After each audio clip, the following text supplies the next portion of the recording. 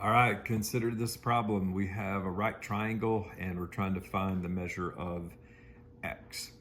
Well, we could use right triangle trigonometry. That would certainly work, but there is a shortcut.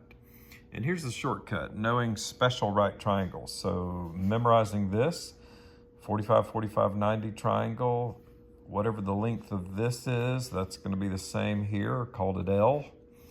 And the hypotenuse would be L times the square root of 2. Here is the 30, 60, 90. This is the short leg, the leg that is in between the 60 and the 90 degree angle. This is the longer leg that is in between the 30 and the 90. That's S times the square root of 3. So if you know what the short side is, this is just going to be the short side times the square root of 3. And of course, the hypotenuse is 2 times the short leg. If we know these special right triangles, which we're supposed to memorize those in high school and in geometry, then we can use them to solve this problem up here. So notice this is a 30, 60, 90 triangle. It is because if that's a 90 degree angle there, and it is, and that's 60, then this is 30. So we have a 30, 60, 90 triangle.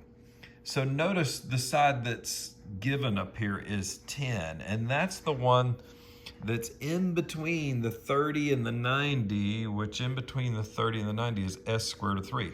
So what I could do is I can say this, S times the square root of 3 is 10. S being the short leg, which is what I'm trying to find here, the short leg. So S times the square root of 3 equals 10. So if I do that, S times the square root of 3 equals 10. If I divide both sides by the square root of 3, these square roots of 3 are going to cancel over here and give me S equals 10 over the square root of 3. So that's essentially the answer. S here is the X value, the short leg.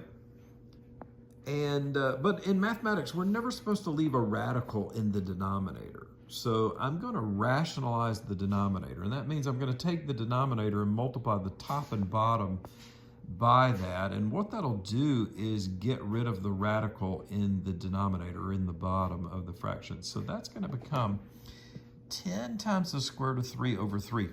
The square root of 3 times the square root of 3 is the square root of 9, and the square root of 9 is 3. So this answer is the correct answer in simplest radical form.